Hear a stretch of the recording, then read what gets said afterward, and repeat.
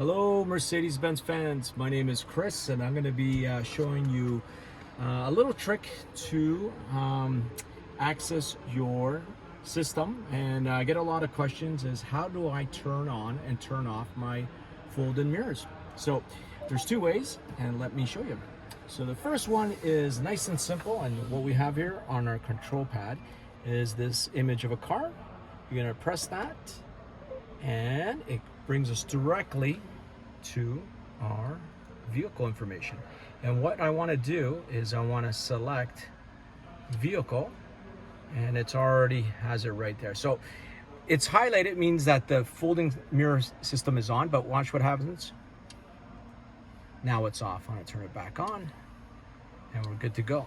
So, and let me show you the other way quickly. So you're in your comfort mode, press your little home screen, slide it back to settings, vehicle, automatic fold-in mirrors, perfect. And there's other things, automatic door locks, acoustic lock, other things. But that answers the question of how do I turn on and off my fold-in mirrors.